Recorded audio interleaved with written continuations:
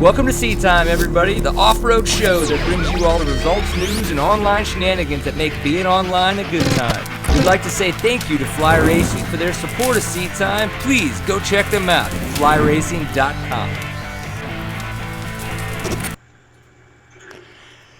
Welcome to Seat Time, everybody. Brian Pierce here, episode 123. As usual, we are pushing the limit of technology and our brain power as we try to figure out what is going on in our little tiny office slash studio slash Seat Time shenanigans place of awesomeness. So that's what's happening. Again, Tuesday night. We would love to say that it's 8 p.m. Central Standard Time, but it's not. It's 8:08 p.m. Central Standard Time here in Texas. So we're a little bit behind schedule. We apologize for that. What are you guys watching? You're watching Seat Time. So Seat Time, we are the online show for the off-road enthusiasts. If you enjoy anything that has to do with dirt bikes, ATVs, UTVs, being a mud flea, possibly, if you're of age, consuming adult beverages, or if you're not, then, having a good water and some milk in there to make sure your body's doing itself good. We appreciate you being here. If not, tell all your friends about us, please. We would love for them to join us live, and if not, they can find us archived. Whoa! For those of you who cannot find it live, remember, we are archived on the site, which is seattime.co. We are on iTunes and Stitcher, and of course YouTube if you just want to go watch the video after the fact. Those are all fun for everybody. Big thanks to our sponsors. You should go check them out at all of their websites.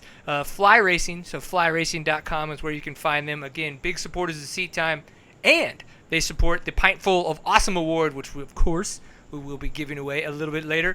Other fine sponsors that we do have for you guys is our fine folks over at ridepg.com. They help keep your bike looking good, help keep you looking good. And what's fun, too, is you can get all kinds of goofy little stuff done, too. The stickers, car wraps, bike stuff. You can get posters, billboards of, I guess, non-billboard normal size, but maybe if you wanted, like, something bigger or a banner at a race and just want to call it a billboard, I'm sure RidePG could figure out a way to make it for you. Call it Bolt On. Tell them Seat Time sent you. There's a discount code. It's Seat Time, one word, and it's easy to use. Save yourself some money when purchasing from those guys. And, of course, Stillwell Performance. Pretty much 90% of the people out there riding around think that the clickers are going to do, really, really a good job for them with suspension. And sometimes that's just not the case. And calling the guys over at Stillwell Performance, get in touch with them on their website. Tell them that Seat Time sent you. So you're going to get a discount because of that. And you're going to get some great some great info from those guys on how to make your suspension better. And possibly even you would prefer to send them your suspension and have them do all the tuning for you. That is it. Love those guys. Thank you for supporting Seat Time. Thank you, everyone who is tuned in, who is watching. We were trying to have Ginny Taft from SX on Fox, if you will, on this evening. It looks like she's actually going to be on next week, so that's going to be cool and fun and different. I don't really know, but it'll be interesting. So, okay, welcome to Seat Time, everybody. Episode 123, as I was talking about, it's Texas, and with Texas, we have a very large ego. We don't think we do. That's just what a lot of people say about us for some strange reason. But because of that, when we have Texas races, I like to talk about them. And I've been doing a poor job of that. I'll admit it. And so this evening, we've got a race coming up this coming weekend. And Chuck Longhenry, who is the promoter of that event, which is the Redneck Roundup Dose, is this weekend in St. Joe, Texas. And he is going to talk to us about the upcoming race. So, Mr. Chuck Longhenry, how is your evening going, kind sir? Hey, Woody, how's it going, buddy? Oh, man, you know us, just hanging out, having a little bit of Seat Time, if you will. A pint full of awesome. Bam! Unfortunately, my pint full of awesome is halfway across the room, and Steven has it over there. But at some point in time, I'll be able to get it from him. So, dude, what's going on? What are you up to this evening? Well, we're just getting ready for the race, getting all the last-minute stuff done. We're going to open the gates Friday morning. Practice Saturday, racing on Sunday. Cool. Now, if I remember correctly, this is happening this weekend, but this was a pre-scheduled race that was supposed to happen with the typical Toro season, but it got rained out because of all the water in the parking garage, or where the parking was. I was going to say parking garage, but even though we're in Texas, we don't have that nice of races. That's right. Ross Perot might have money, but not the state of Texas. So that's kind of fill us in on some of the stuff that has anything changed since the race that was supposed to happen back in February, or you guys kind of kept it the same? Kind of give us an update on what we're looking for this weekend. Well, what happened in February was we got an unusually large amount of rain. It didn't affect the track so much, but it did affect the parking. There were issues that we felt that it would be difficult getting the larger motorhomes in and out because of the wet mud. So Toro decided that we would reschedule the race and rescheduled it for this weekend. We've gone in, or the landowner's gone in, regraded the roads, and they are going to be perfect. We were out this weekend. It rained on Sunday. We drove around the entire property and had no problems getting around. So it's race weekend. That's awesome. I'm actually quite jealous. I thoroughly enjoyed this event last year when we were out there at this property. Now, for those of you who are like, Redneck Roundup, what is this? Well, it's kind of a tie-in, from what I believe, to the Redneck with Paychecks that goes on. It used to be a yearly thing, and I think it happens quite a few times this year. I know they just had Rednecks with Paychecks Spring Break. Is that right, Stephen, that we were watching last week? So you just go ahead and Google. Oh, it's Google Ford Raptor. What's the Google Road? Is it Ford Raptor from last year? Ford Raptor Jump. Ford Raptor Jump, and that is at this event last year when a dude jumped his brand new Ford Raptor over one of the doubles on the motocross jump and over jumped it by at least the length of his truck. So he just flat bottomed out of it. And unfortunately, those guys had been consuming and doing stupid things, which of course we do not think you should be doing. And they did have to go to the hospital. So if you want to Google Ford Raptor Jump, you will learn what not to do while enjoying a pint full of awesome. You want to find a good campfire and stuff like that. That's right. So, well, you had a lot of deaths last year. There was the wall of death, the pit of death, other things of death. So what do some of the racers have to look forward to this year? Well, we tried to keep in the same spirit as we had last year. We tried to just make it a little different. We named our blue lines, and we thought it would be funny to name everything of death. Like you said, the wall of death, the rock pile of death, the viper pit of death. We kind of got some feedback that wasn't very positive about the of death name. Did it come across negative? Did people think it was a negative connotation? There was a little bit of negativity to that, but so this year we've gone with everything is of pain. The viper pit of pain, the wall of pain, the sand bowl of pain, the Grand Canyon of pain. Which one is the big drop off in the creek? What's that one called? That is the viper pit of pain. Is that? But you guys had you had the viper pit last year, didn't you? That's correct. We had a viper pit that was smaller. Last year's viper pit was about a 4.5 to 5 foot drop in off of a horseshoe-shaped rock ledge. This year's it's about 10 feet to 10.5 feet. Go big or go home. This year, all the obstacles or blue lines are man-made, or not man-made, but natural-made parts of the terrain, and they're incredible. Yeah, they are a lot of fun. When we were getting ready for this event previously in February, a buddy of mine, Austin, and I got to go out there and do a lap, and it was a lot of fun. We really, really enjoyed the course. I know that you guys have probably had a chance to make even more adjustments. I know Toro had a couple issues with some of the lines and stuff like that, but they're the governing body. That's kind of what they're supposed to do, and we need to make it rideable and fun for all. So tell us a little bit. So it's race-toro.org. Is that correct? Is that the website where people could go to find more information? Correct. It's race-toro.org, or they can find Texas Off-Road Racing on Facebook. There's numerous flyers. The videos are up there. There's actually 2 maps, one of the Pee Wee track and one of the big track, the big bike track. The big bike track's right at 9.8 miles long. The Pee Wee track's just over a mile long. And when we built the Pee Wee track, we were trying to keep in mind that these little guys like to ride too, so we tried to fashion it after the big bike track. So instead of it just being a flat race around trees, there's a lot of little elevation changes, little branches, little rocks for the guys to go over, 65s, 50s, just to have a good time out there with them. And is everything for the little kids like of unicorn love and fart rainbows? So parents That's don't right. think that everything is out there for their kids to get all up into dangers of pain. That's right. For the kids, it's the Skittle Dragon. And I like it.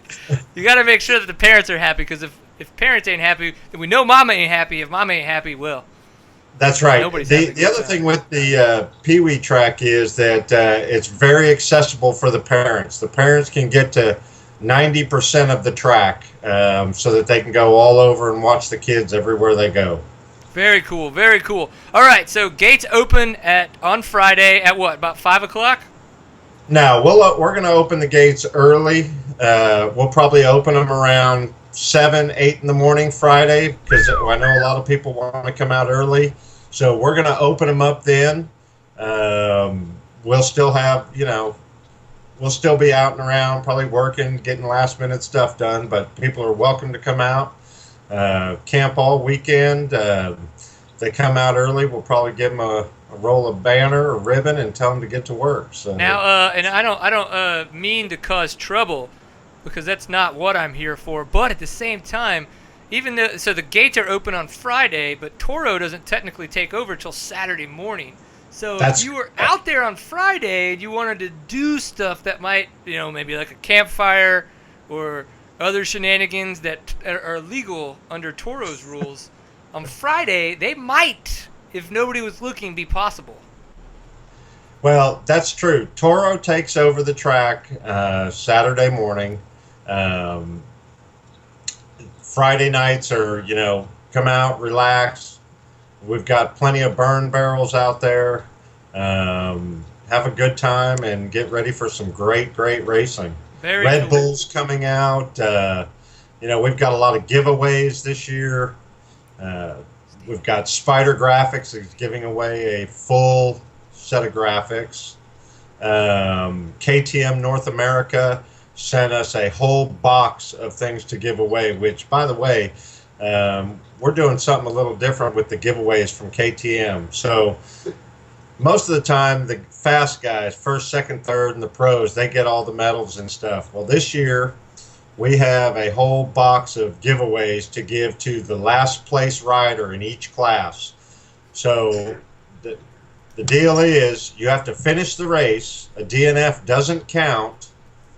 And if you do, you get a great prize. It's either a tie-down straps, shock doctors, a KTM toolkit, hats, just cool stuff from KTM. Very cool. Well, very neat. I think, Steven, do we have the teaser video ready to go? I do. All right. Well, cool. This is a teaser video that Steven made. You guys might have seen it on YouTube, but we're going to play it again here just so it's included in the video. And then when that gets done, we'll get the pertinent information from Chuck and wrap it up and move on to some fun. All right, Steven.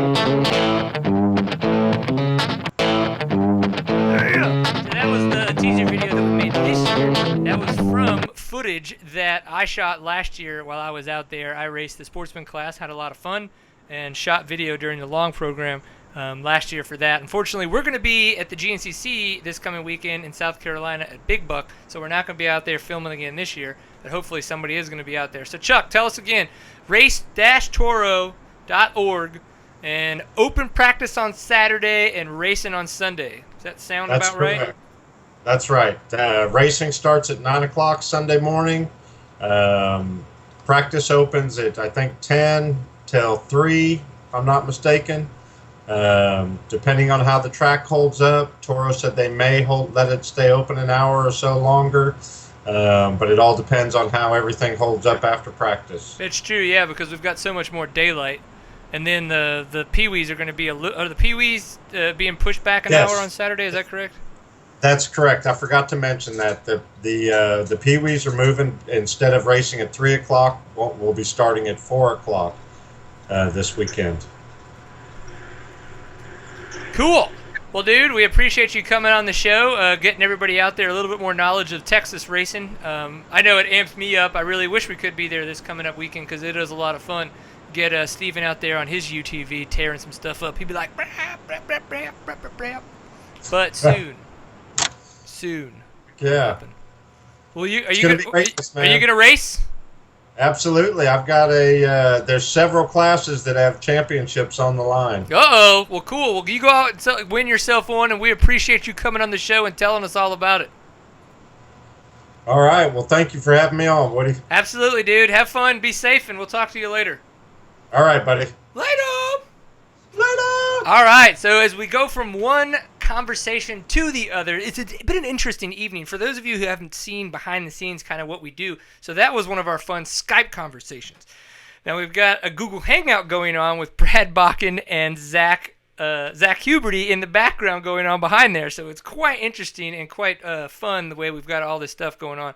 That's what Steven's for. Steven makes sure we have all the cool stuff happening as we get all this stuff going. Now, he's going to keep pushing buttons and get everybody set up. Now, what I'm going to do is I'm going to tell you about a little bit of fly racing. So, for those of you who do not know, fly racing is definitely a very, very large supporter of Seat Time, which we very much appreciate. And because of that, we always like to tell you about them. As I can't even bring stuff up, man. I'm like all over the place. So I like to talk about the award that they're going to be giving away for the Pintful of Awesome award, and that award is the Neat Freak Backpack. And with that, let's see, I got to find it here. Backpack. So you go to the website flyracing.com, and in the nav you can find casual, and under that is backpack. Now, what they do have here is the first one on there, so you click on it, Neat Freak Backpack. All right, cool. It's black and gray. It's kind of sexy looking. It looks like it's just a nice little backpack. Got some side pockets to keep yourself organized, some front pockets, and it looks like it may have a fun way to have some MP3 protection. That's nice. Let's see what it says. So, bitchin' zippers, multi-level compartments, MP3 protective pocket, internal organizer pocket, and stretch mesh sleeves, water-resistant, fleece-lined sunglass compartment. That's actually pretty cool. A separate side padded entry laptop compartment. Oh, so you can put your laptop in from the side, and it's padded. Digging that. Unique hat clip. I guess that's so you could take your hat off, kind of clip it on there. A stealth waist belt. Now that's interesting because of the fact that I wouldn't have thought of it as like stealthy. But sometimes you get a lot of crap in your backpack, and you're like, "Oh my gosh, this thing's so heavy." Well, if you get a waist belt, it kind of helps with that. But if it's more stealthy, you don't feel as geeky walking around and not using it. Then, of course, printed and embroidered logos and graphics. So that's because it's fly racing. You know it looks good. The graphics are going to be awesome, and with that, it's going to look good with all of the bag and all the good stuff going on. So can't say thank you enough to Fly Racing for their help and support of Seat Time, and that is what our Pintful of Awesome winner is going to be winning here in a little bit, and it will be fantastic for them. So what do you think, Steven? How's it looking over there? Well, Brad's disconnected and got reconnected. I can't unmute Zach for some reason. We can't unmute Zach. Well, while he keeps pushing buttons, let's just talk to Brad. Brad, how's your evening going? Dig it. Oh, yeah. Tell me about that pink room. Oh, it's awesome. And I was actually just on Desiree's laptop, and it died as soon as you started doing the fly racing commercial. So we grabbed another laptop that she had and turned that one on, and got her back going. So Nice. we're ready to go. That's what I'm talking about. And did you have any updates on that one? I did. We had to install the new plug-in also, so we were kind of scrambling, but we got it working. You guys are We're good. good to go. You guys are good. Oh, I yeah. like it. So Oh, we yeah. squared away. Hey, Zach, are you there too? So, Yeah, can you hear me? Oh my gosh. Everybody clap for Steven. I'm super impressed. You have no idea what this guy is doing right now. We need to have another camera just so when shit hits the fan, I can switch it to him, and you can see how red he turns and how fast he moves without knocking a single thing over. It's very impressive, and we definitely appreciate. Yeah, he is. Yeah, I have all this room over here, but unfortunately, he's definitely kind of squished in there. So. Exciting things are happening in the world of the National Enduro Series. Not only did Mr. Zach Huberty, with his website Innovation Off-Road, he has been bringing us fantastic coverage from the races that we typically haven't had. We've seen a couple pictures here or there. Well, different people have been out at the races, but luckily now we're getting stuff on a daily basis at the races. So things that happened Saturday with interviews and pictures he's done, and then of course things from Sunday. This past Sunday he even got a chance to ride. So it'll be neat to hear his perspective, not just from the media side, but as well racing it. Now, Mr. Brad Bakken, who is well on the hangout with us, he got his best finish to date for this season so far in 2014 with his second overall. So we're going to have his take on the event. Now, you guys tell me. I heard that the traction was fantastic and that it was an awesome race. That is how I want you. That's what I lead you with. You tell me. You fill me in from there. Go ahead, Brad. All right. Yeah, it was pretty dang good. It rained Thursday and a little bit Friday, and I heard it was pretty dusty and dry before that, so they definitely needed the rain and definitely helped out a lot. There was definitely some slick spots and some puddles and stuff, but for how much it rained, it was actually pretty dang good. It was by far the best Tennessee race I've raced, but it is kind of hard because I did well, so obviously I liked Right? it. So, but that was good, and Awesome. actually Zach was on my row, so it works out. Very cool. So, Zach, how good did his dust look? Oh, I didn't see it for very long. Ryan Blue was in between us, so I mean, I only saw Ryan, and then Brad just took off, and that was it. But it was an awesome track. I did think some areas were a little sketchy. There were a lot of like logs in some really fast places where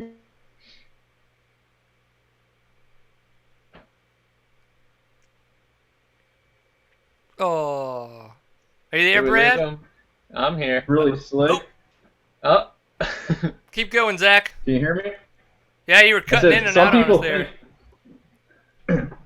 some people thought it was really slick, and others thought it was good traction. But I mean, I think I turned over to Mike Lafferty at one point, and he was saying how he thought it was slick. And so I don't know. I think it just depended on the rider for the day and how they were doing. Right.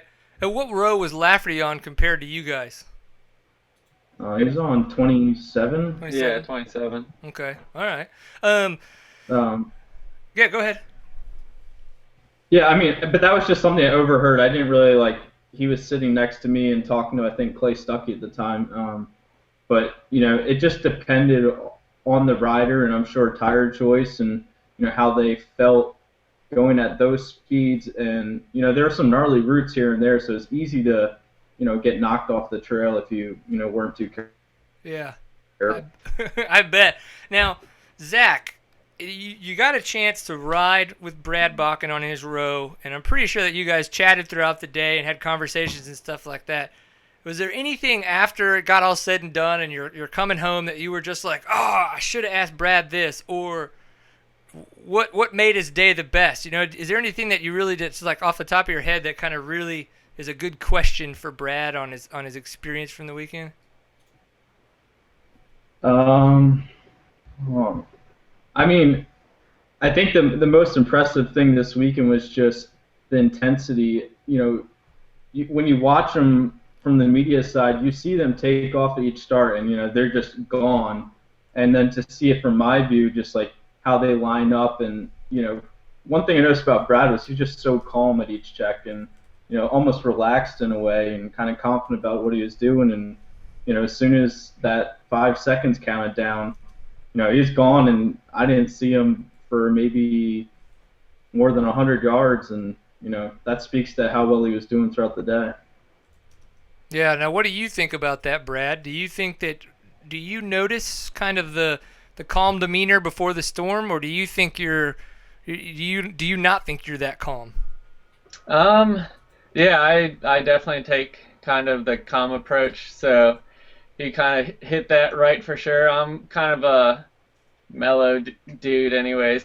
So when it comes to racing, if I kind of overthink it, I get like I don't do as well. So I just try to be calm, cool, and collected, and then just once I get on the trail, get after it and get a little excited. But yeah, just try not to overthink everything. And if I am just like joking around with Zach or Ryan or whoever, like it kind of gets my mind off the actual intense racing. And I don't know, it's weird.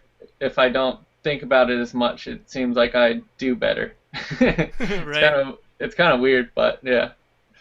Yeah, and I mean, I guess if I can add to that, it's, I understand where he's coming from, from the racer's perspective. So throughout the day, I really didn't try to, ask him much about, how his day was and setup was and this and that. I kind of picked my times when to, say something, I don't know, I guess that had some substance. And I think it was the 5th test. I said, how are you doing on the day? And he's like, well, I'm sitting second overall, and here I am. I didn't know that. And I kind of felt bad because I was like, well, if he doesn't get second overall, I just jinxed him for the 6th test. But I'm that guy. Finish it out pretty strong. Yeah, it's interesting. I've been throughout the past couple of years, as we've had more and more nationals come into the South, be it Louisiana, Oklahoma, or Texas. I choose to ride in the 20s. Unfortunately, after my last experience at Concho, I have definitely noticed that I have steadily gotten slower and slower. And I was getting past a lot more this time around at the Concho, so I'll probably either go into the early teens or just back into the 30s. But what I have noticed is that there are a lot of different approaches that people take. There are, now that the pros are now that the guys in the 20s and 30s kind of have all their people that follow them, the entourages that go along, you don't really get a chance to sit and hang out and chat as much as you used to. I remember some of the Louisiana races, I think I was on Russell Bobbitt's row one time. Like him and I, we were actually sitting at some of the transfers and hanging out and chatting together, where now at this past race, you would see, I got a chance to ride off with you, Brad and Ryan one time and hang out with his parents, which was awesome. That was great and nice of you guys to kick it with me. But it was like, it was weird that, like everybody takes off to their pit, if you will, and then kind of shoots in almost at the last minute for it. So, I know it's great and it's good for you guys. It was just kind of like, oh, they're doing their pro thing, and I don't get a chance to hang out with them. But, as I mentioned, Brad and Ryan were super awesome and super nice, and just were like, yeah, we're over here. Okay, cool, burp. And then we hung out and chatted. So, though I think that they are at their pit, if you will, it's not as closed off as it may look and feel in that sense. So I think everybody's still, the enduro vibe is still there, even though you can tell the series is getting bigger and there's a little bit more money, a little bit more time spent into it, and people are really focusing to make sure that the top riders are getting what they need to compete at their best. Yeah, definitely. And I have noticed that same thing. It's kind of the different teams and groups kind of have their own pits separate from everyone, but for the most part, at least I know with Yamaha and me and Ryan and all of us guys, I mean, whoever can come up and just hang out and ask how everything's going, and I mean, the same thing for us. So just having a good time, and yeah, and same with you riding up at that race. I was like, oh, cool, I get to talk to Brian some, so it was nice. In reality, I'm pretty sure everybody was like, oh my God, it's Brian. This guy talks way too much. I would never say that about you. I would never say that to you to your face, ever. Well, Zach, obviously, this is no direction. We can always kind of cover as is and talk about everything that's going on. But Brad, I wanted to know more about your setup for this year. I know you've seen you race in Virginia, where you've won quite a few times in the past, championships. And then as well doing all the national enduros under the AmPro InFab Yamaha banner. So kind of talk us through that development of the program that you're on for this year, and talk us through the specifics of it. Yeah. Well, the main thing this year that's changed obviously is I'm on the NFAB AmPro Yamaha team, like the factory team. So pretty pumped on that, just to start the year off with Randy and all those guys, and to be able to work directly more with Yamaha and everything. And with them, I'm contracted to do all the national enduros and everything, and I can do other races like here and there, like GNCCs if I wanted to, or OMAs or anything like that. But I only have to do the national enduros for them. Okay.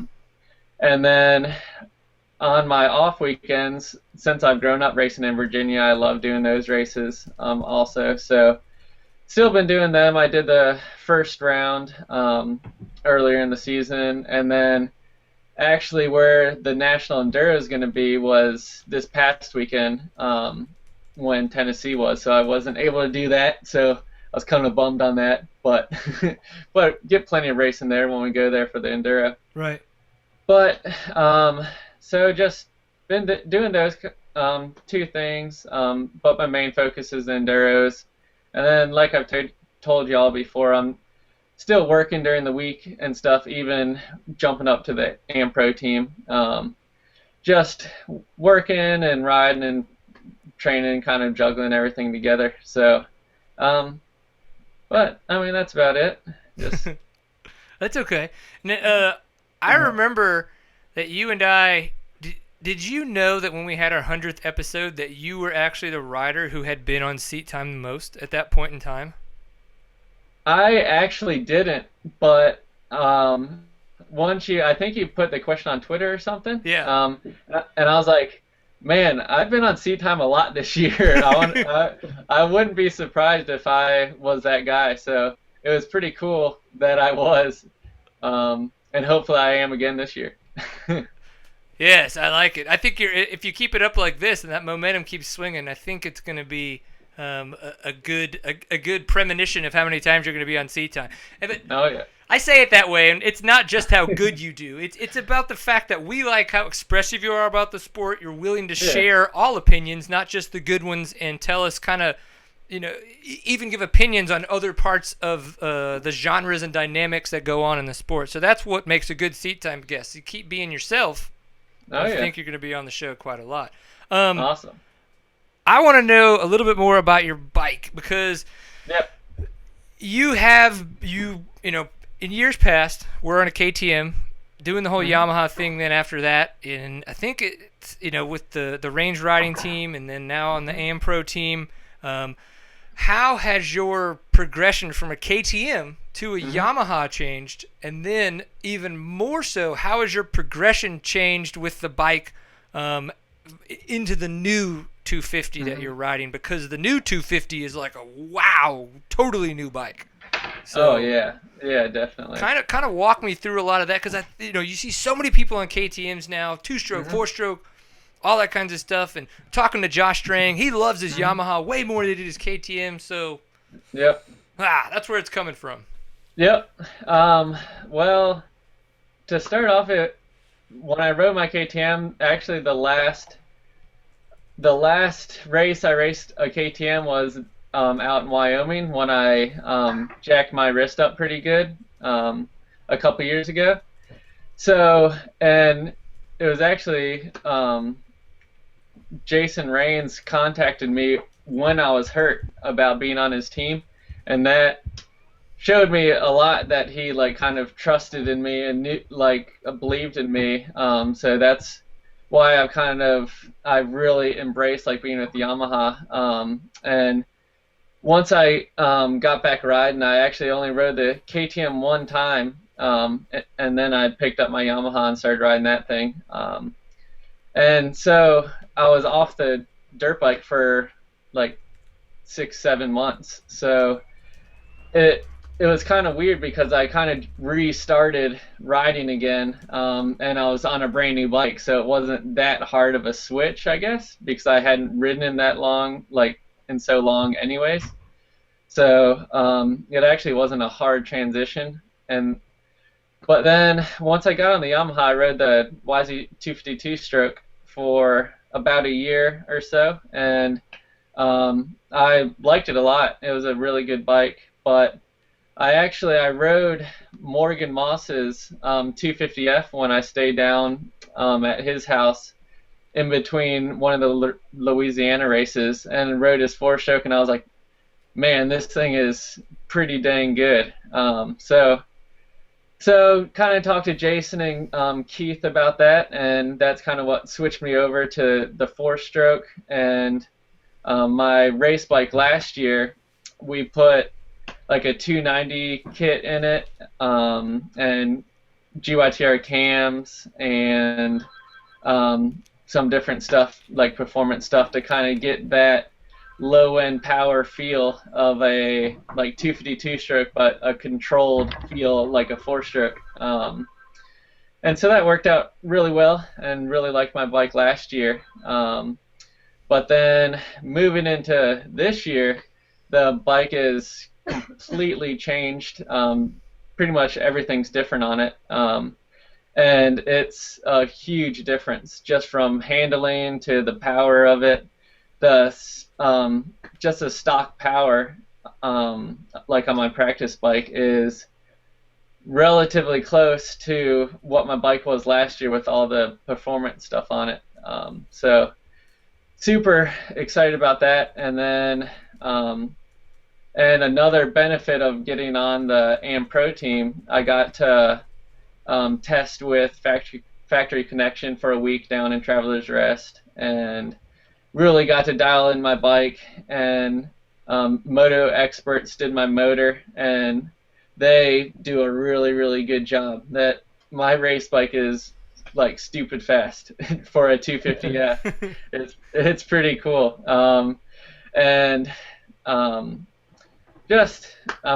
My whole bike setup this year is very, very good, very professional. And Corey McDonald's been working on my bike down in Travelers Rest, and it's also kind of weird being on that team. The only time I even see my race bike is at the races. I just ride it around a little bit the day before and kind of get familiar with it, and pretty similar to my practice bike, but it just has a little more power. But yeah, I mean, just progressively has gotten better and better, and now that I'm on this NFAB AM Pro Yamaha, it's just badass. Well, you definitely rode it pretty badass. Thanks. If I could follow up on the bike, I want to ask, does the bike have full titanium? I was looking at it recently, and it looked like most of the bolts are titanium on it. Actually, not that I'm aware of anything being tie on it. I know actually Jessica Patterson has quite a few tie stuff just from her moto days, and she has a lot of stuff on her race bike. But if Corey might have snuck some tie stuff in there, but not that I'm aware of. Okay, I wasn't sure if it was just the shiny bolt heads that come stock on it or what, but I thought when I was talking to Blue in Texas that he had mentioned there was some titanium on it, but going back and looking, I was like, maybe not, maybe it is. Yeah. No, yeah, and Corey McDonald, he has to spend probably 10 hours polishing mine and Ashburn's bike before every race, so I'm sure it made it look a little tie-like. Yeah. It made it look light and super expensive. Exactly. That's the way we roll. Yeah. Dig it. But I guess I had another question. I was talking to Shan Moore this weekend, which for people that don't know, he's a writer for Dirt Rider and Cycle News, and he was talking a lot about how he kind of thought that you were more of an open terrain rider, and you know he was interviewing you more closely this weekend, and you know you said that you liked the kind of tighter woods of this weekend, how it's kind of like home, and you know which do you prefer? Because I know in the past the faster courses kind of suited you, but this one, you know, kind of changed. Yeah. It's kind of funny when I read some of Shan's stuff. 'Cause I look at and read all of his stuff. He does really good work. And when I've seen when he said, well, it's like a really open terrain race, and like I should be doing well. And I feel like my strengths are in the really tight woods, because that's where I grew up in Virginia. It's super tight woods.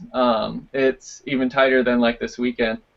So that's why I think I kind of excelled this weekend, because it was a little tighter. And I don't know. I guess I've grown up racing that kind of stuff, so I can ride that well. And I mean, I did GNCCs for about 4 years, so I can ride the open stuff, but the tighter stuff kind of suits me a little better, I feel. So that's surprising that Shan said that about you being an open rider. Not that I would have thought you'd be a bad open rider, but yeah, I definitely would have always thought that you'd be like a tight woods ninja, like cutting down the trees.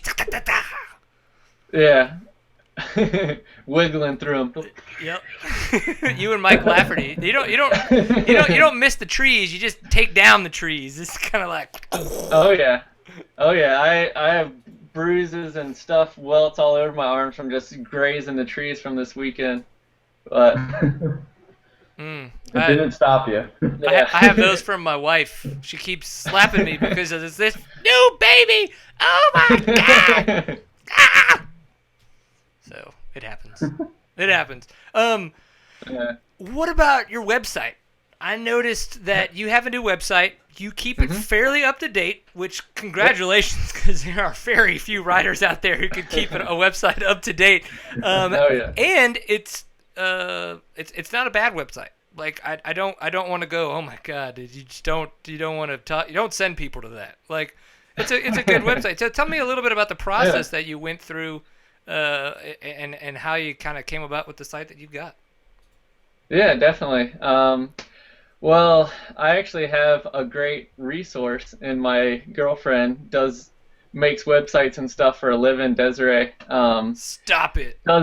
Yeah, that's like her job, is she makes websites and does all the PR and stuff for her company. So I've actually had a website named just bradbakken.com since I went to the ISDE to like kind of fundraising type stuff.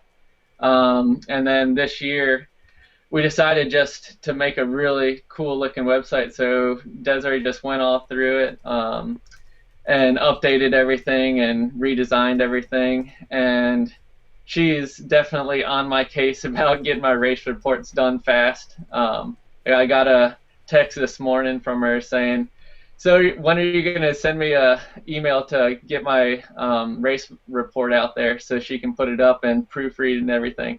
So she's definitely got my back on that kind of stuff. And I'm pretty pumped on it. Everyone that I've talked to has really liked it. I feel like it's really clean looking, real professional looking. So it's not much what I did. It's a lot what she did. So nice. Yeah. Well, I guess as they say, put a ring on it. What was it? Somebody saying about that? I don't know. Something like that. Yeah. So, well, you guys went to, where was it? You guys, Machu Picchu? Yeah. Where did I see you guys going? Yeah, we went. Come on, man, that'd have been like perfect. That's like the perfect place to be like, oh hey, here's the question. Yeah. Oh, but no. Not quite yet, but we did go to Peru and Machu Picchu and all that stuff, and that was a good time. The non-engagement part was awesome. Yeah, yeah. The way I look at it, that put me off a couple of years. Oh, that's okay. That's okay. I just like to give. She's laughing in the background. I just like to give everybody a hard time on that kind of stuff, man. Until she yells at you later. Yeah, Really. until the computer that's dead comes flying across the room and smacks you in the back of the head. Yeah. Well, Zach, again, you got a chance to ride this weekend. How did your bike? You got first in the A200 class. That's fantastic. That's awesome. That's especially for all the effort you've been putting into Innovation Off-Road. Tell us a little bit about how things went for you and the test that you rode down there. Actually, I was kind of surprised how I did. Every National Enduro I've ever done, especially in the beginning of the year, I'm like barely cracked the top 100 overall, and I think my best finish is maybe 39th at the Rattlesnake. And I don't know. I guess I rode a little better than I thought, and I wadded up in the fifth section, kind of cartwheeled and broke my finger there, but kind of wrapped it up at the end of the sixth section, and come to find out I won the race for A200, so not too bad, I guess. Okay, so Brad, tell me your time. What was like in the 23s, something like that? I think I was like 9:03 or something. Yeah, my total time. My total time was?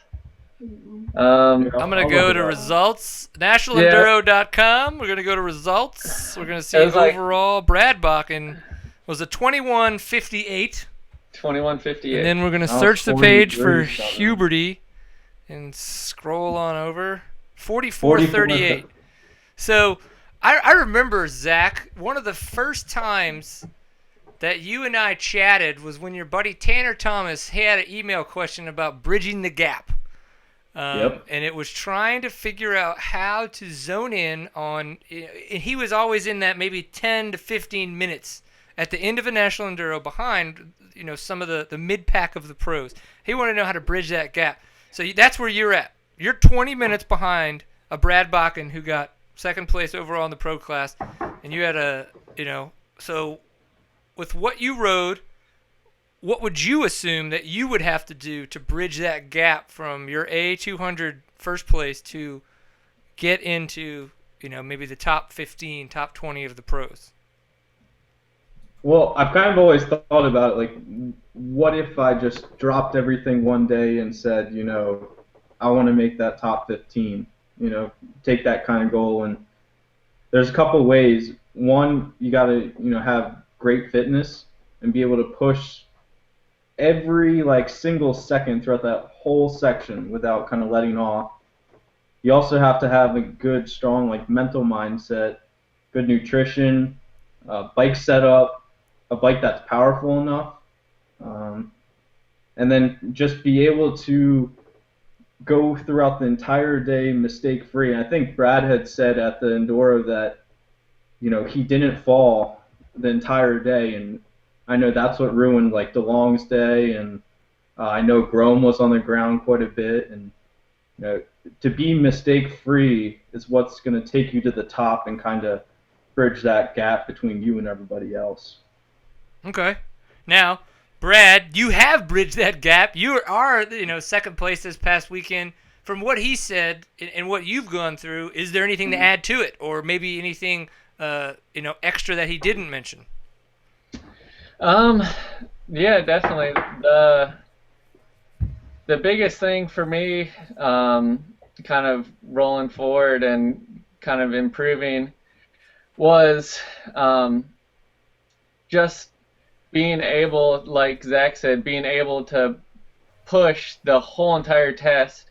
And it's pretty dang hard mentally to actually push the whole test. You might think you're pushing the whole test, but you're actually slacking off a little bit when you don't even realize it. And that's the biggest thing, is just mentally being able to push yourself to your potential for the whole entire day. And on top of that, not making mistakes while you're doing it. So it's it's kind of hard. You just kind of have to do it a lot and put in the effort off of the bike, on the bike, before you even get to the race, to be able to physically do the last the whole race to your full like potential, and like mentally going into the race, like have a game plan of what you want to do and have like personal goals throughout the day. And that was like this weekend. Going into the race, I was like, all right, I just want to be top 5 in every test. And then after the first section, I was like, all right, I got second in the first test, and I was like, okay, I'm jumping my goal up. I want to be at least top 3 in every test. So just kind of build on your results, and if you start going backwards, kind of evaluate what you're doing differently and try to fix that portion. So yeah, a little bit of that. No, I think what both of you guys had to say was fantastic advice for anybody out there that is, I think, asking the exact same question that you and Tanner asked about, year and a half ago, Zach. So cool. Well, that's awesome to hear. What do you guys think about Fly Racing and their awesome swag that they give away for the Pintful of Awesome Award? Pretty sweet. Yeah, it's awesome. Those guys over there at Fly, Dale and Max, all those guys, they're really great guys. I rode with them before this year for 2, 3, 4 years, something like that, and they're nothing but good to me, so I have nothing bad to say about those guys. And all their products are amazing, but MSR is pretty sweet too. So yeah. No, I understand that for sure. I just wanted to check it out because we're really pumped on everything that Fly's done for us and for this Pintful of Awesome Award that they allow us to give out on a weekly basis, which is wicked cool. So obviously that is a key into the fact that we will be doing that very shortly. But Brad, I wanted to say thank you very much for your time. I wanted to give you a chance, tell us all the last little bits maybe that have come to your head as we've been chatting it up. And then I'll let you go continue to try to talk Desiree into letting you paint her room a different color. Yeah, definitely. Well, first I'd like to say thanks for having me on again, and hopefully I'll be on many more times throughout the year. Right? When we get to episode 200, you'll be the top again. Oh, yeah, for sure. And just thanks for everyone out there checking out my Instagram and Twitter and my website. It's pretty cool seeing everyone liking my different pictures and stuff for the races and everything. So really appreciate all that. And once you get Craig on there, tell him I said, "Hey, Craig." Hi, Craig.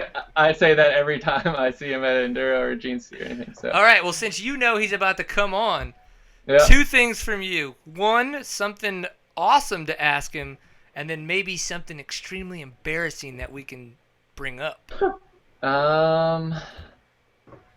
What's something good to ask Craig? Ask him about to tell you the story about him and Andrew drifting Andrew's truck at the Florida GNCC. All right. That'll be a good story. Drifting the truck. Andrew drifting the truck going into the GNCC this year. So, yeah. Was it the S10? Oh yeah. No. He may or may not have went into a ditch. Sweet. Sweet. It's in the notes. Hopefully I remember to ask. Well, dude, Yep. we really appreciate your time.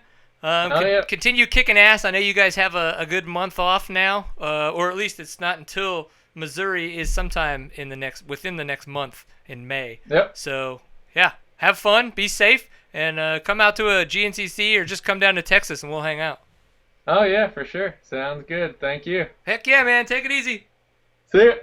All right, so we're going to go ahead and get Craig set up in here. Zach's going to stay on with us and keep on co-hosting the show. And while that happens, I am going to give away our Pintful of Awesome Award.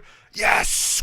I feel like we need some like parts that we can throw in there. So what like little what are they called? Like little audio bits and stuff. Sound effects. Sound effects? Sound effects. We need some sound effects. That's what we need. All right, so honorable mentions for the Pineful of Awesome Award. I love it that you guys are out there putting all this stuff in there. We can't say thank you enough to everyone that uses the hashtag for this. Again, we had Tom, I'm going to say it, Tom McIntosh from Facebook, Pintful of Awesome, when he did the Desert 100. Super, super cool. That start was super gnarly. Done132 on Instagram, which I believe is a Texas dude. I was like, this picture is insane. I was like, dude, braking bumps are not Supercross whoops. How did you screw that up? I think Steven's got a couple of the pictures that he could throw in there, and it's pretty intense for that first honorable mention for sure. Second honorable mention, Moto Mama 512. Again, I love it. Keep bringing your kid out and making sure that he grows up in this world, because it's an amazing community to be in. It seems that not just your boys having a good time, but that you and your family are having a lot of fun as well. And hers was this 15-second clip of a bunch of pictures of their weekend going out racing and riding and all the fun that they had. So super, super cool for you guys submitting those. Now, the winner was a little bit of a different submission on this end because of the fact that it was actually from Twitter. So I was searching through Twitter, saw the hashtags, and it was actually a race report on their website that I went to and read, and I was blown away. I was like, that is some funny stuff. And I even put it up on the Seat Time Facebook page and Google Plus and all that. I was like, everybody needs to read this. This is so much fun. So I'm going to read a portion of it. But, dude, yeah, the winner, Woods Bro. Totally, totally awesome. It's woods-bro.com is the website. You can go check it out. On Twitter, he was at Crash217J.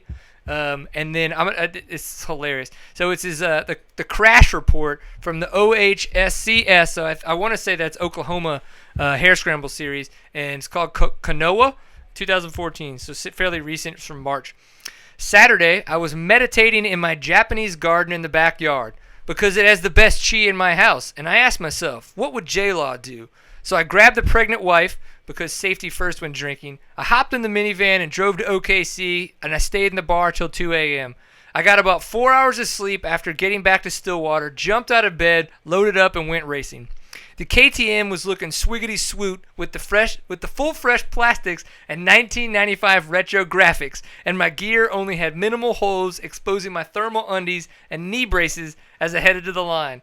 All the old dudes were sporting more wood than a lumber yard as I rolled up, and the ladies didn't get it. The bike looked trick is what I'm saying. Now it goes on. There's a lot more paragraphs. It's hilarious. I just really appreciate it because of the fact he's having fun with it. I think that's what somebody should do. So, dude, you're totally our winner for this week's Pintful of Awesome Award. Reach out to us on Twitter, on Facebook, or Instagram, any of that kinds of fun stuff, and we will make sure we get your information and get you all of your fly racing fun goodness. You're going to get the Neat Freak backpack. I actually wish that I could get one of those. It would be really cool. So as I said, Steven's going to keep trying to figure it out with Craig DeLong. But up until that point, Zach, did you get a chance to talk with Craig this past weekend at the National Enduro? Yeah, actually, I got to talk to him for a little bit, and it was funny. I was walking over towards his pits, and he just says, "Hey Zach, take a picture," and strikes a pose, and got a quick picture with him and his bike, and then we kind of just started talking. And one of the first questions I had was about his IMS tank, which is on his Husky, which technically, like how Andrew and like Argue right now aren't racing with them. Yep. But because he's kind of a support rider, he's still able to run that for the GNCCs. Yeah. That's an interesting story. Tell us a little bit about that. I kind of know I know the story, but I know that you know it a little bit better than I do because you're the one that told me. So tell me about that, what happened with Andrew DeLong at the GNCCs. Yeah, I don't know the full details behind it and like what the solution is now, but basically some of the West Coast, I think Hare and Hound pictures were leaked with I think it was Argue bike with an IMS tank, which is from the KTM models with KTM shrouds. Right. And somehow, either through one of the forums or media magazines, that got back to Austria, and they weren't happy because that's too close to what a Husky looks like. So I guess the solution right now is that they can't run those types of tanks, and there currently isn't a dry brake for the Husky. So basically, for the GNCCs and Hare and Hound, both of those factory riders are losing times in pit stops until they find a solution. And I guess the hardest part is that the neck between the frame and the tank top is so shallow that you can't put a dry brake in it right now. And I guess one of the ways that it's built, when you go to dry brake it, you can splash gas all over your seat, which isn't fun for the racer. Yeah, you got that right. So it's interesting you say that, though, because they got the IMS dry brake at a Yamaha, and nobody thought that was going to happen. Yeah, but I think the way that tank is, I'm not sure. I've never looked at what the bottom of it is, but it's a lot deeper, I think, where it actually goes in. But the Husky tank, it's right on the bridge of the frame, right below the triple clamp. So there really isn't that much room, Right. The one thing they would have to do is put the receiver above it, which is about 4 inches, and that can be painful if you crash. Yeah, that would be a series. That's not a dry brake. That's a dick brake. Yeah. That'd be a big difference. What I meant to do is go back and look at some of Ken Hill's photos from the GNCC, last weekend, and see what kind of tank Andrew was running. I didn't get a chance yet to do that, or even ask him at the Enduro this weekend. I was too focused on those new triple clamps that he had. Yeah, those look pretty sweet. Those were the Neckin ones, correct? I don't know is that how they pronounced it? I pronounce it Niken, but Niken? It could be Neckin. I don't know. I'm just going off of the fact that there was an N, an E, a K, an E, and an N. And I was like, Niken. That's what that was my thought process. It may not be the right one, which is fine. So, asking the questions, taking those pictures, what more fun stuff did you learn about those triple clamps? I really didn't get as much info as I wanted. I guess when I got there, they were working on Mike's Brown's bike, and his didn't have them on it. So I guess Andy Jefferson, which is now the head race team manager for Husky, he brought them to the race, and they were installing them. But basically, Brown was running 80 psi in that small chamber, and I guess DeLong was running 120 psi. And that's about all the information I got out of it as far as details. So, 80 psi and 120 psi, the difference there in those is 80 psi, I want to say, is going to give you more dampening, right? More of a supple feel, where you're going to get less, you're going to get, that's what I'm trying to figure out, math. So if there's more pressure in there, it's going to be stiffer. You're not going to get as much dampening. But if less pressure, you're going to get a little bit, 120 psi, there's more resistance, so the bars aren't going to move as much in the triple clamp. Where if there's 80 psi, they're going to move a little bit more. So do these actually have a shim stack in there that you could change out? I'm not sure.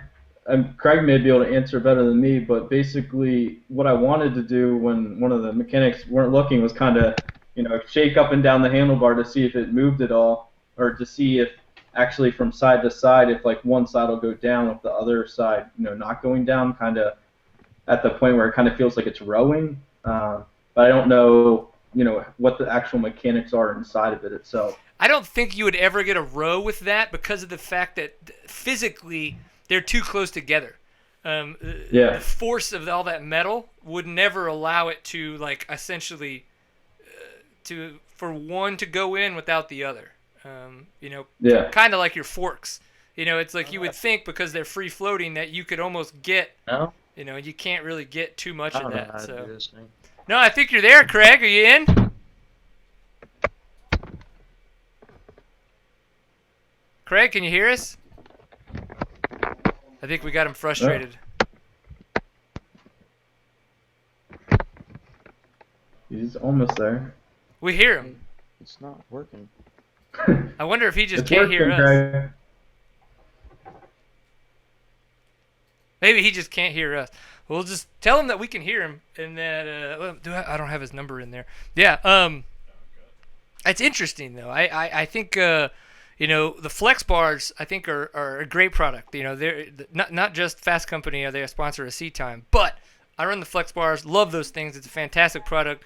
I had no idea that these even existed. That this Neckin product, this SFS triple clamps existed, and I think it's pretty cool. And it's surprising that I guess they've done such a good job of kind of keeping it under wraps.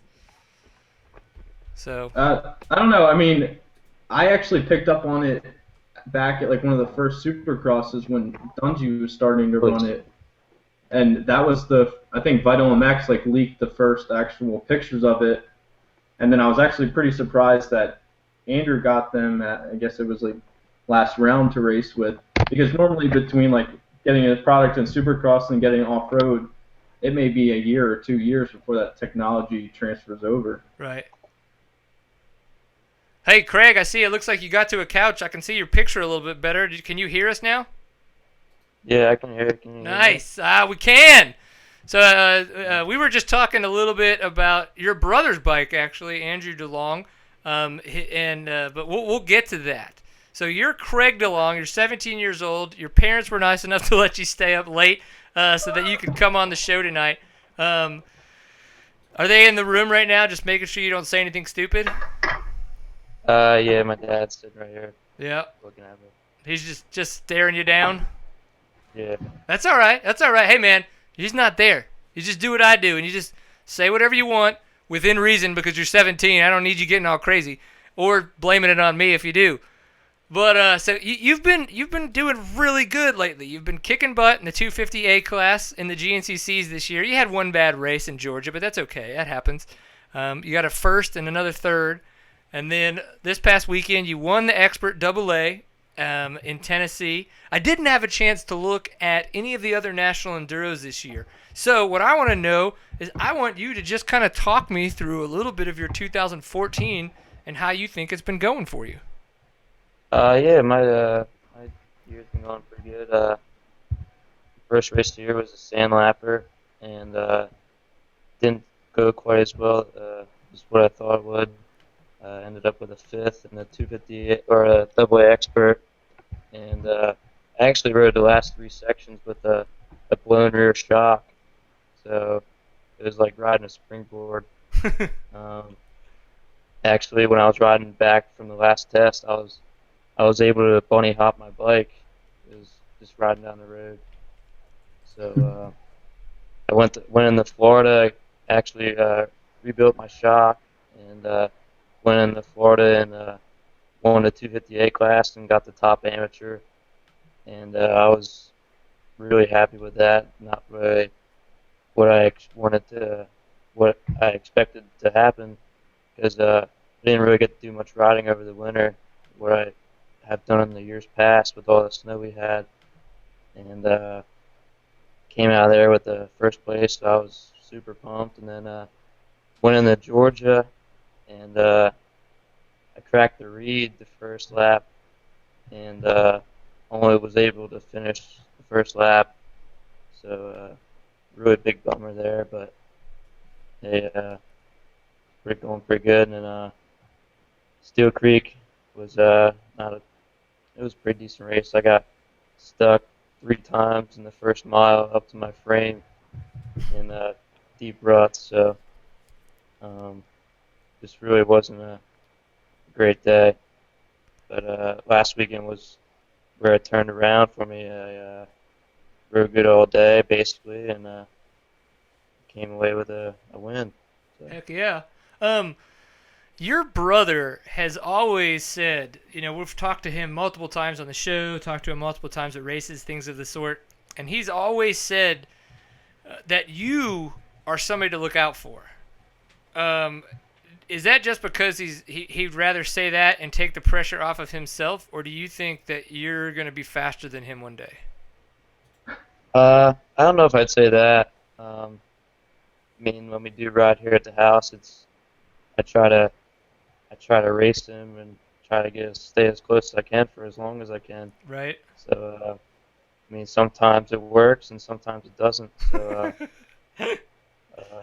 might as well try here at home and stay with him as long as I can. So I mean, I, that's a nice thing to say from him, and especially from coming from him. You know, he's at the top level in the sport right now, and it's a great compliment.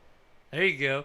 Um, yeah, I want to. So you're on the Husky two-stroke, and so you're on a Husky. Your brother's on the Husky team, and Zach was making a good point that you may know a little bit more about the triple clamps that he's running on his bike than Zach does, or even I do. Zach's been trying to find out a lot more, going to the races at the National Enduros and stuff like that.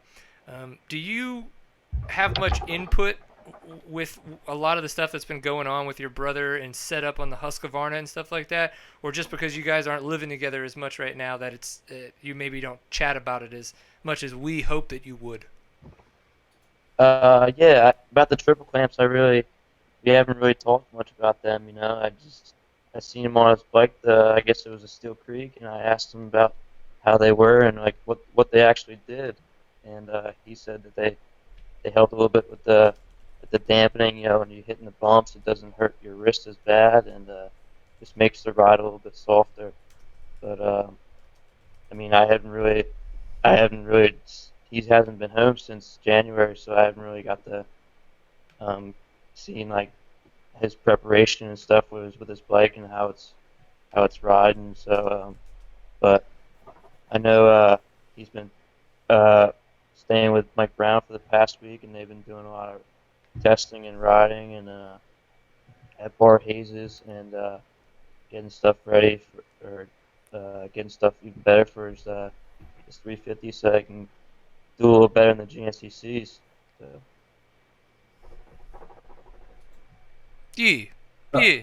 Well, Zach, I know with all the conversations we were having about some of that stuff, did you have anything to kind of ask on that point? Yeah, I mean, one thing I was thinking, and I guess most people kind of forget, but Andrew had that, the wrist and hand injury last year, and I kind of wonder, how much that dampening, will help with his wrist if those wrist pains are still bothering him here and there. Yeah, his hand bothers him every now and then. It's getting a lot better now. He's been doing physical therapy for a while, and then so it's pretty strong now. But it still bothers him. But he's been having trouble with his shoulder popped out. I guess it was before the Georgia GNCC, and so he's been using a brace when he rides.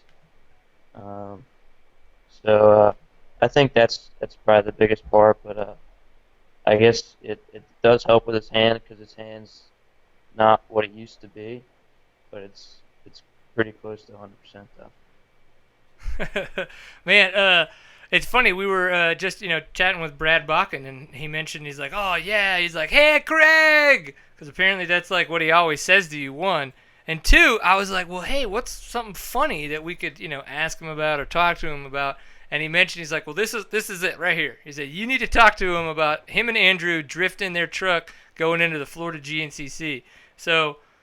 Got to recap the story for us a little bit and tell us kind of what went down, and maybe if you did or didn't wind up in the ditch, if your dad who's sitting next to you even knows about that. I don't know how much trouble I'm actually getting you in, but hey, you're on the show, so that's what happens. Yeah. Andrew and I were going to go to Walmart the day before the Florida GNCC. I needed a starting stool and needed some fuel for the race, so we loaded up the pickup with the gas cans, some money, and we were driving down the driveway, and I bet him he couldn't drift around this one corner in the S10 because it was a bit sandy, and he had his phone in his one hand and was driving with the other hand and pitched her sideways and overcorrected a little bit too much and couldn't bring it back because his phone was in his other hand, and it was just kind of slowly went in the ditch. So I was on the passenger side. We went passenger side first, and like it was like the point of like tipping over or staying up, and I opened the door up, my door, and there was about a foot of water in the ditch we ended up in. So I got my door all wet, but I closed the door and then climbed out Andrew's door, and everyone GNCC Racing showed up. That was there leaving that night, and they're all sitting there laughing at us. And we finally got towed out by some guy, the big F-250 truck, and we got out. We went to Walmart that night, got some fuel, and then came back and ate dinner, and then got up next day and raced. Do you think at all that affected your result, or is that's just par for the course with you guys? I don't know. I'm not sure if that really helped my result or not. It was just something that was pretty funny that happened the day before the race. Yeah, I'm not going to disagree. That's a funny thing. So, having Andrew as your older brother, I can only imagine. You said you're trying to chase him at the house. You're trying to catch him and pass him. How was that growing up with Andrew? I can imagine it was quite interesting. Yeah, growing up, it was a good time. You know, we always joke around and mess around with each other. You know, push each other around. You know, I always try to be the tough one and push them around, but I was always the one that got put on the ground and beat up. And my mom would always say, what would she say? I forget what she always used to say, but it said that someone's going to get hurt and it's not going to be me. That's what she said. And she would just let it happen. And I learned the hard way from my brother, and then just riding around with him, just trying as hard as I could just to stick a wheel for a corner or a whole lap behind the house, just trying to learn whatever I could. And then, just sitting there watching him ride, watching him hit corners, what he's doing different, where he's braking, where he's getting on the gas at, And I try to do the same thing, and it's been building from when I started riding to now. You mentioned when he was getting on the gas and when he was getting on the braking, and the one thing I think of is that I probably brake more than I gas, and that's probably why I'm so slow. It's an unfortunate realization to have. But hey, I'll let guys like you be much faster. Go ahead, Zach. Yeah, I was gonna say one thing I was gonna add is that Andrew always tells me how calculated Craig is when he rides, and I think that's one reason that maybe Andrew sees Craig in a way kind of almost being at his level someday, and I kind of wonder, Craig, what's it gonna take from you to get to where Andrew is? Like, what do you think you need to work on? Personally, I think I need to work on my just my conditioning and my overall strength. I think I'm pretty strong and I'm pretty physically fit. I can go 3 hours pretty good, but it's just like 3 hours full out, just pinning it the full 3 hours, and it's like at 12 miles, like this past weekend when we had two 12-mile sections back to back. Like you gotta go in there and you just gotta pin it, all the time. And it's tough to do. It really is. I just need to get stronger and more physically fit. And personally, I'm a pretty small guy, so my size kind of hurts me. So I need to get as strong as I can so I can handle a bigger bike that will make me go faster. Yeah, I think that's great insight, and certainly I think you're going to get there someday. Sooner than later. I was kind of looking at last year's results, and I was looking at some of the finishes as high as, I guess it was 10th overall at, I think that was that Michigan that you were 10th overall last year? Yeah, yeah. That was my best ride I had in the National Enduros before. Wow, 10th overall. That's pretty awesome. For you, probably were 16 at the time. Yep, yep. Took a week off from school and went up to Michigan and did some riding. It was a great time. Yeah, I'm 34. The only thing I've overalled is like the going to a PTO meeting and getting there on time. Oh, life. It's weird. We got an interesting question in the chat room, and it's overall in general about the NEPG. And I think that Zach and Craig, I think both of you guys were there this past weekend, so you'd be able to attest to it. I saw a picture of Alan Rant chatting with some of the pro riders, and it had to do with the fact that apparently Alan was asking them to not walk or bicycle any of the tests. But it also led me to believe that it's not really a new rule, but it was kind of trying to get them to be like, hey guys, there's not a rule that says you can't do it, but we're asking you not to do it. So while you guys were there, did you hear anything about that, or do you have any more information that I might have gotten wrong or that you can expand upon? What Alan told me is like he talked to me, my brother, and personally came up and talked to us, and he said that there is an AMA rule that is that you can't walk the course, but they didn't enforce it. They haven't been enforcing it because it hasn't been I guess a problem. But I guess after Texas and since the beginning of the year, I don't know what the problem was, but now they're going to start enforcing it. And personally, I think it's a pretty good rule, because the factory guys, the pro guys, they can leave Wednesday and get there Thursday, and they can mountain bike every single test before Saturday. And that's kind of hurts people like myself or people who have to go to work on Friday and can't get there until Saturday afternoon. And they Right. can only walk like a few corners of each test, so I think it's a good idea, and it's going to level the playing field, I think. I would agree. Zach, being there, did you hear anything or any thoughts on all that? Well, I kind of observed Alan go to like the different groups, and I didn't really put two and two together. I thought he was, Melissa and him kind of go around and give each team, the different route sheets to check in and check outs. And I was at Air Group at the time, and he came over and started talking about it. And I guess basically in the AMA rule book, and I looked it up myself, it says that for enduros and hare and hounds, you can't walk the entire course. I think they use the word survey. Right. Yep. So and he was kind of telling teams that, like, basically for today, you're not going to be penalized if you walk the entire course or mountain bike it. But basically, Uh-oh. We'll see if Zach comes back. Maybe. There he is. All right, we lost you there for a second, Zach. all right, what did you miss? You were talking about how it actually says survey. Is it survey Okay, so the course? in the AMA rulebook, it says that for AMA, like hare and hound and enduros, you can't walk the entire test, and they use the word survey for that.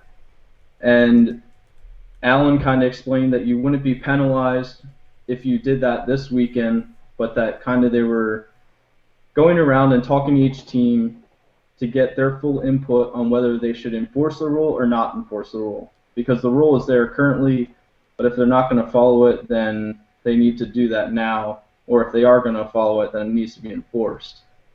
And most of the teams seem to kind of be in agreement with it. And I know some other pro riders weren't very happy that, basically to be at the top level right now, you need to go out and walk all those tests if the competition is doing it. And I think it was Farringer who pointed out that on Saturdays and even like Fridays, the pro riders are like barely in the pits other than testing their bikes. And that's because some of them are out there walking the courses. And he kind of brought up the point that if this is going to be enforced, then a lot more of the riders will be in the pits and can kind of interact more with the fan type thing. So it brings an interesting aspect, and I was kind of surprised that Shan, in the NEPG press release, I didn't see that Shan commented on it.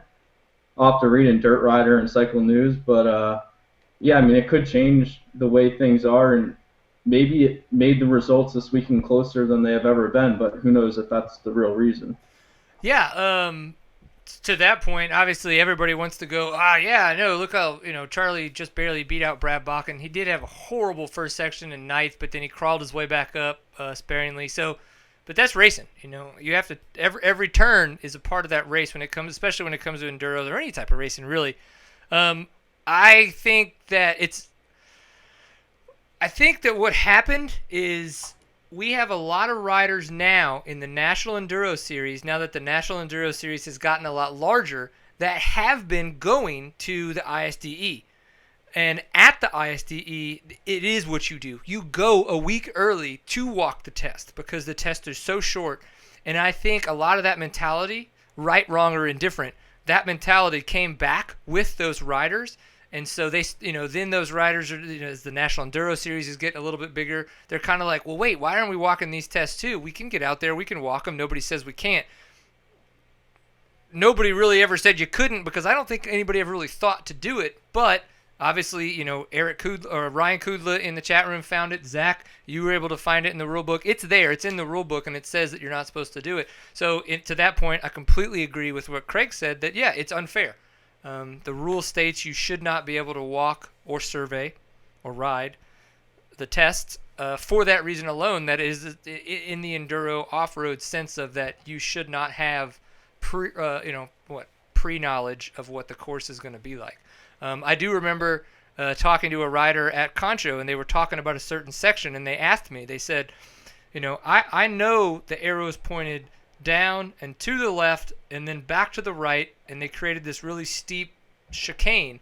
Or I noticed as well that where the arrow pointed to the left, I could see where that chicane came back into the course, and it's a little bit steeper. It's kind of a drop-off, but it would easily cut 5 to 6 seconds off the course. He's like, what do you think I should do? He's like, I told him, I was like, hey, there's probably going to be a lot of people there. If everybody else is doing it, I guess you could do it. But if everybody else is doing it and they're getting caught and penalized, then you're going to get penalized. I mean, you have to make a choice. But obviously, those guys walked it. They knew which way the course went, and that was very beneficial to them. And not probably the other 95% of the people that rode that course. So it's interesting. It's interesting. And to add to that, and I didn't hear this directly from Alan, but I was told by some other teams that they're going to get better about kind of giving out these information sheets that say where the start and end of each test is, but not only that, but kind of give you detail of what the terrain is like in that test to kind of, give everybody the same information for the day.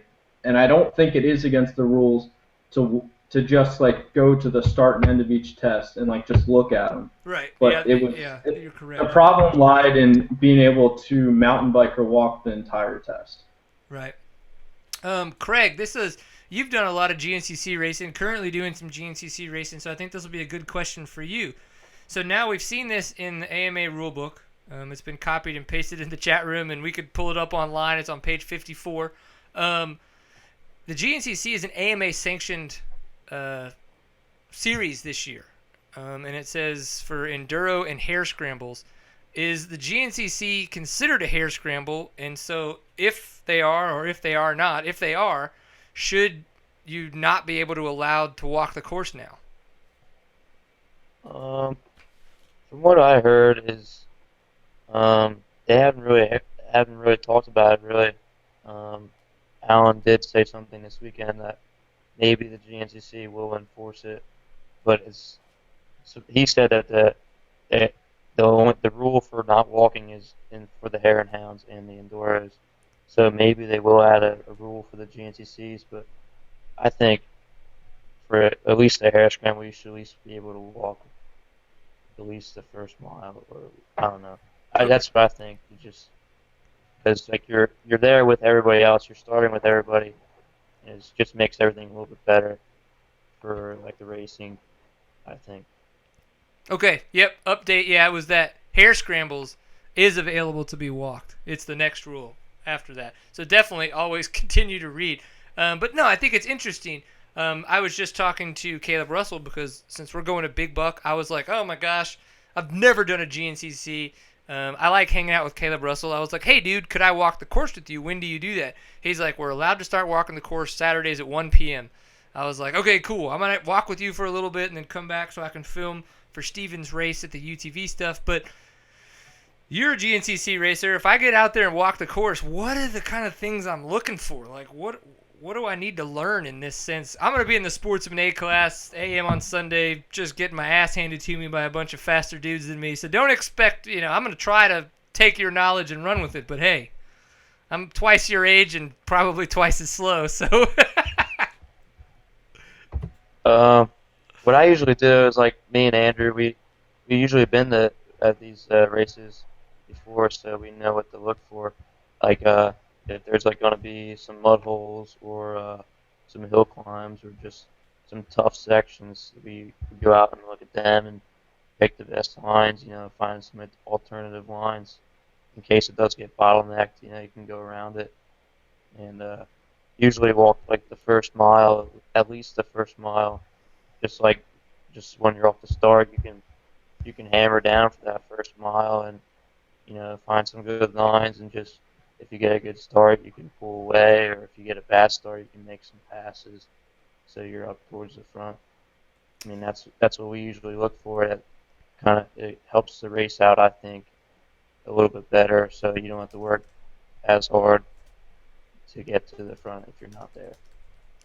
well, I think everybody watching the show and on the show right now can attest to the fact that there's probably zero chance that I am going to be in the front or trying to get up to the front. It's going to be staying upright in the first couple turns and then not falling over during the rest of the turns. So we're going to have fun with that. Oh my gosh. Well, Craig, dude, how did you get into riding? Did you just get into riding because of your brother, or was there more to it than that?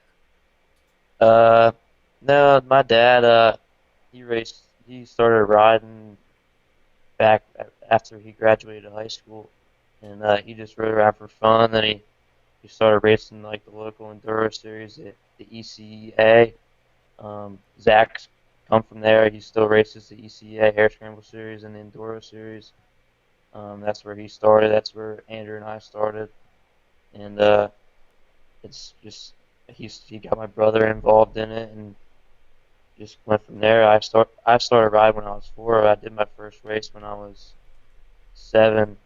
I think I raced because my brother broke his shoulder, and my parents wanted to go to the race, so they had me race my first one. So that kind of got me into it.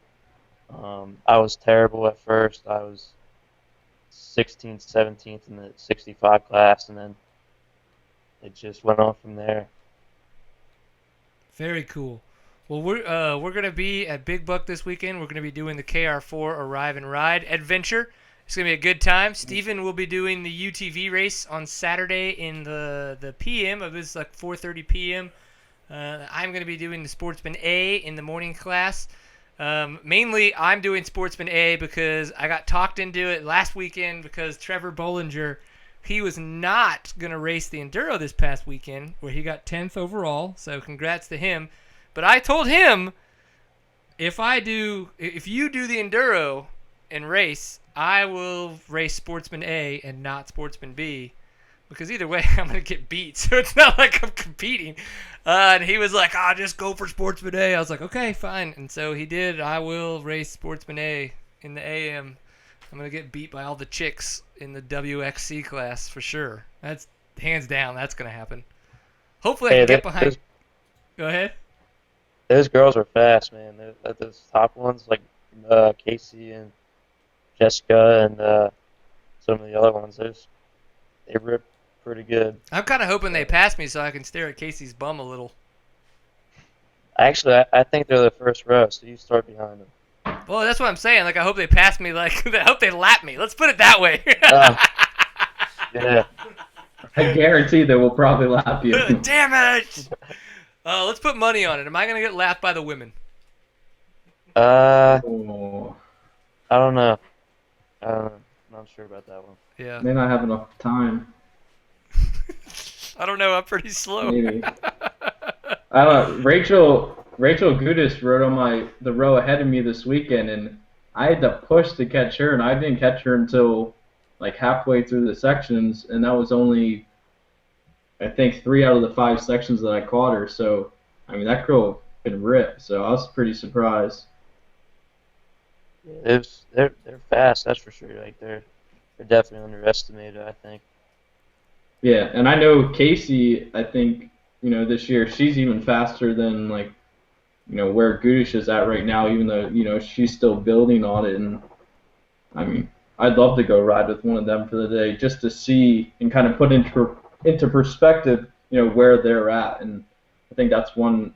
It'd be really cool to see like Casey go and do the main event because she'd be probably right up there with the A, and I don't know how far up in the A, but I think she could be competitive. Yeah, a few years ago, Maria did the afternoon race when Loretta Lynn's did the double header, and she raced the 4-stroke whites class, I think. I think she got like third or something. So it shows right there, she's number one woman that she's not racing anymore, but she shows that she can race with the guys and do pretty gosh darn good. So Yeah.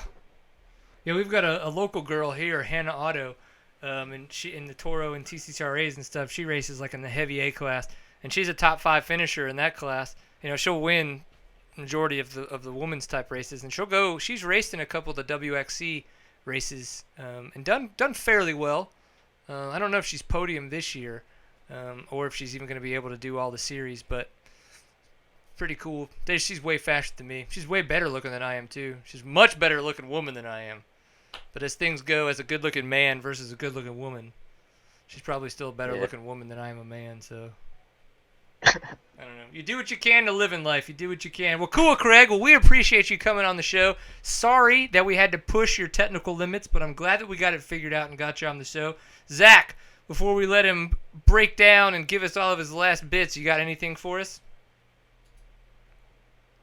For me, I mean, I don't know. I mean, just keep up to date with Innovation Off-Road. I'm plugging along, and the next month here, I'm actually graduating from Penn State, so you'll see a big increase in the amount of content we're doing and the quality, and just continuing to, up my game and the level of the company that I've started. Yeah, and we appreciate it. It's the good shit. Definitely, everybody should check it out. InnovationOffroad.com. Stay with us though, Zach, for a little bit more. Craig, give us your last bits of advice before we say sayonara.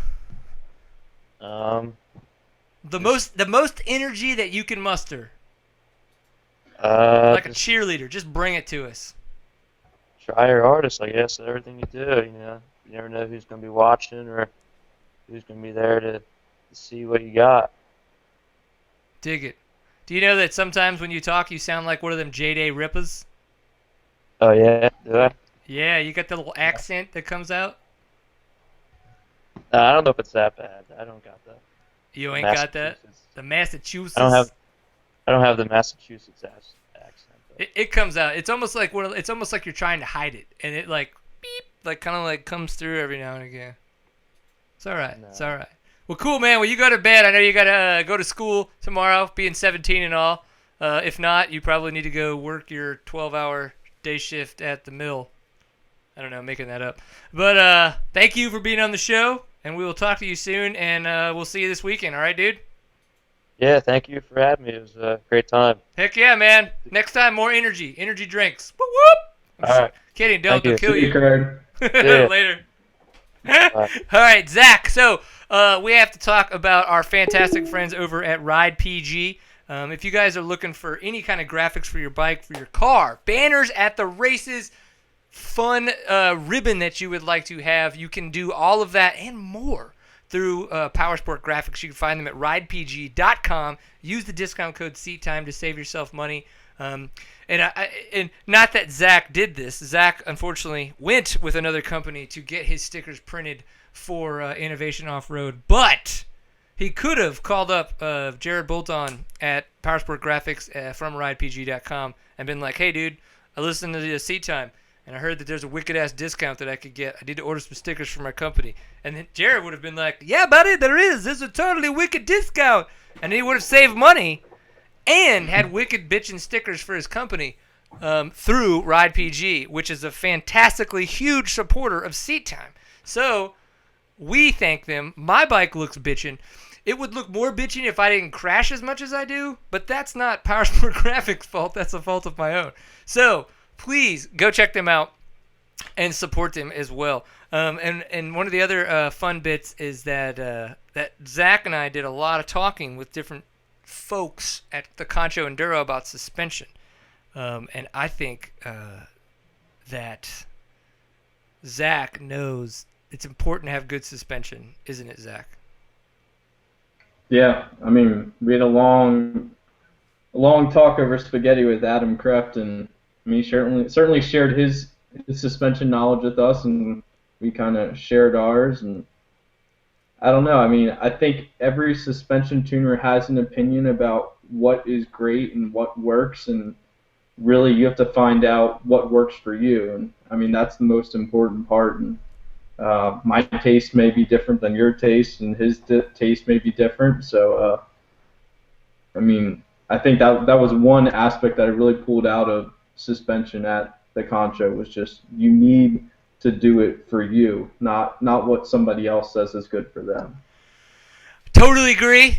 And with that, you, in the sense of trying to find somebody that can help you in the way that you need to be helped, obviously you have to say, I love Seat Time. I want to support Seat Time. So by doing that, stillwellperformance.com.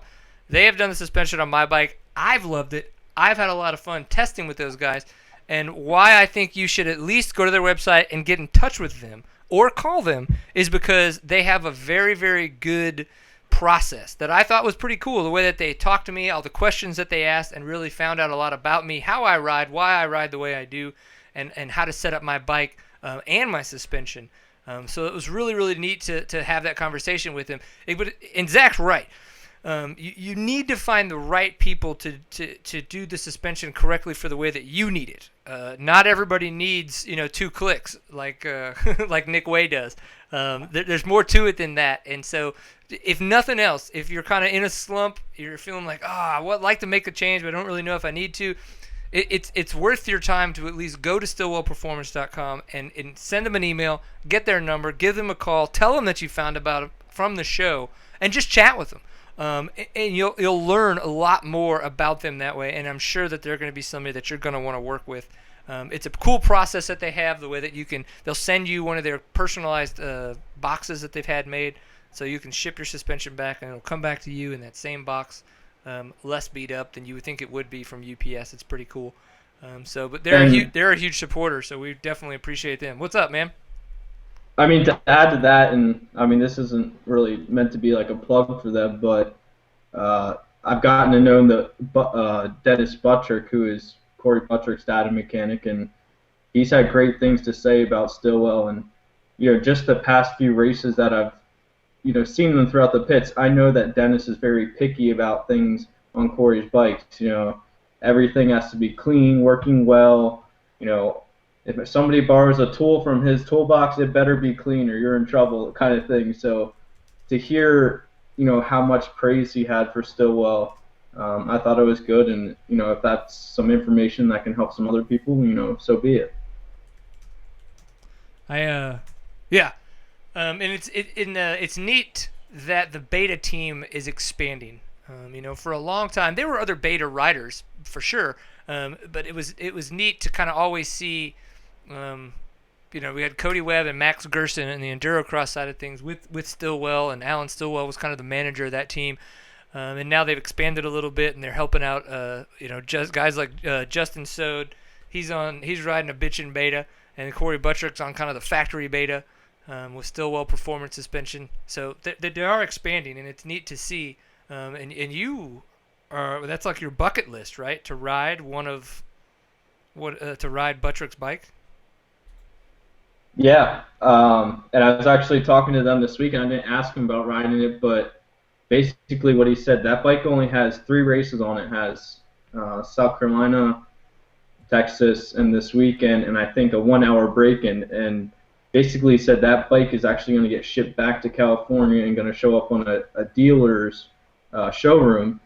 And then what happens is Beta is going to ship them a brand new factory bike that they actually build it in California, and then they just send it to Corey, and his dad, goes over the finishing touches and adds any little kind of modifications that they need for Corey's needs. So maybe that Beta will show up at one of my local dealers so I can get my hands on it. Woohoo! That would be fun. Maybe it could even then make its way to Texas, and we could do. I'll do the videoing and you do the picturing, and then we'll have a good time riding the betas. Whoop whoop. Well, cool. Well, Zach, we really appreciate you coming on the show and helping us kind of corral all the crazy, if you will. And definitely, if you guys haven't checked it out, Innovation Off-Road, they're doing some cool things. They're getting a lot more content out there. That's good for guys that are just off-road enthusiasts. I think you don't have to be a racer. You don't have to just be a rider. If you kind of geek out on a lot that goes on the bikes and with the teams and the setups and things like that, it's a good place to go check things out. So yeah, we appreciate you being on the show, helping us get all this stuff going the way that it goes. And I guess too bad you won't be at the GNCC this weekend.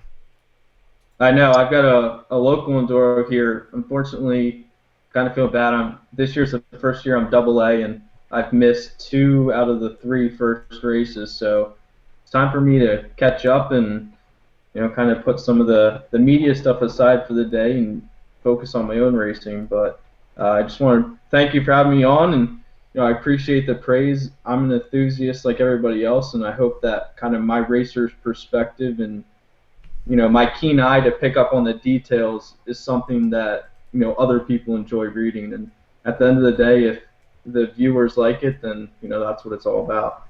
If you're getting the likes on Facebook, boop, boop, boop, boop, boop, it's got to be like a rap or something that we should come up with. Not really at all.